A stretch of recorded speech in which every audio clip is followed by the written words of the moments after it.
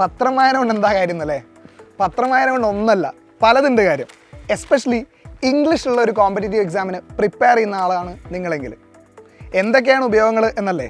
Number 1, it improves your reading comprehension skill. അതായത് നിരന്തരമായി text വായിക്കുന്ന സമയത്ത്, അതായത് ന്യൂസോ ആർട്ടിക്കിളോ എന്തോ ആവട്ടെ, അത് വായിക്കുന്ന സമയത്ത് നിങ്ങൾ അറിയാതെ തന്നെ ഇംഗ്ലീഷിലെ പ്രോപ്പർ സെൻറ്റൻസ് സ്ട്രക്ചേഴ്സ് നിങ്ങളുടെ മനസ്സിൽ ആഴത്തിൽ പതിയുന്നുണ്ട്.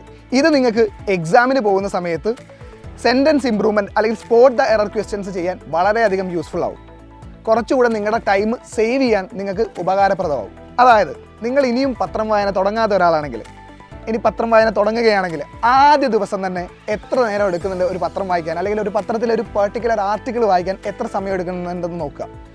ഒരു 10 ദിവസത്തിനപ്പുറം അതേ സമയം തന്നെയാണോ അല്ലെങ്കിൽ കുറഞ്ഞിട്ടുണ്ടോ എന്നുള്ളത് നോക്കുക. കുറഞ്ഞിട്ടുണ്ടെങ്കിൽ തീർച്ചയായും നിങ്ങളുടെ വായന അല്ലെങ്കിൽ നിങ്ങളുടെ കോംപ്രിഹെൻഷൻ സ്കിൽ അവിടെ ഡെവലപ്പ് ആയിട്ടുണ്ട് എന്ന് തന്നെയാണ് അർത്ഥം. ഇനി number 2, it enhances your vocabulary. നിരന്തരമായി അല്ലെങ്കിൽ ആവർത്തിച്ച് ഒരേ തരത്തിലുള്ള വൊക്കാബുലറിയിലൂടെ, വേർഡുകളിലൂടെ നിങ്ങൾ കയറി ഇറങ്ങുമ്പോൾ വൊക്കാബുലറിയും നിങ്ങൾ അറിയാതെ തന്നെ രജിസ്റ്റേർഡ് ആകുന്നുണ്ട്.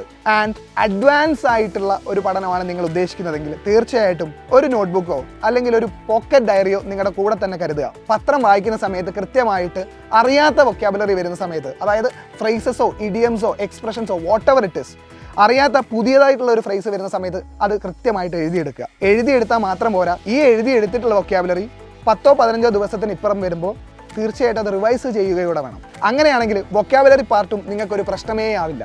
Number 3, updates on current affairs. കൃത്യമായിട്ട് പത്രം ഫോളോ ചെയ്യുന്നുണ്ടെങ്കിൽ, പത്രത്തിലെ എഡിറ്റോറിയൽ കോളം നിങ്ങൾ ഫോളോ ചെയ്യുന്നുണ്ടെങ്കിൽ, സ്പോർട്സ്, അച്ചീവ്മെൻറ്റ്സ്, അപ്പോയിൻമെൻറ്റ്സ്, മറ്റ് എക്കണോമിക്സ് റിലേറ്റഡ് ടോപ്പിക്സിലെ ന്യൂസ് നിങ്ങൾക്ക് കൃത്യമായിട്ട് അറിയാൻ പറ്റും. ഇതിലൂടെ കറണ്ട് അഫെയർസിലെ പ്രധാനപ്പെട്ട ന്യൂസ് നിങ്ങൾക്ക് കവർ ചെയ്യാൻ പറ്റും. അപ്പോൾ last but not the least, ഞാനിപ്പോൾ പറഞ്ഞ ഈ പോയിന്റ്സ് നിങ്ങൾ കൃത്യമായിട്ട് ഫോളോ ചെയ്യുകയാണെങ്കിൽ, മിനിമം 1 മാസമെങ്കിലും നിങ്ങൾ ഫോളോ ചെയ്യുകയാണെങ്കിൽ നിങ്ങളുടെ കോൺഫിഡൻസ് ലെവൽ ഡബിൾ ആയിട്ടുള്ളതായിട്ട് നിങ്ങൾക്ക് തന്നെ കാണാൻ പറ്റും. ആൻഡ് ആ ഒരു കോൺഫിഡൻസ് ലെവലിലെ ബൂസ്റ്റിംഗ് നിങ്ങൾക്ക് ഒരു എക്സാം ഹാളാണ് വലിയ രീതിയിൽ റിഫ്ലക്റ്റഡ് ആവുക.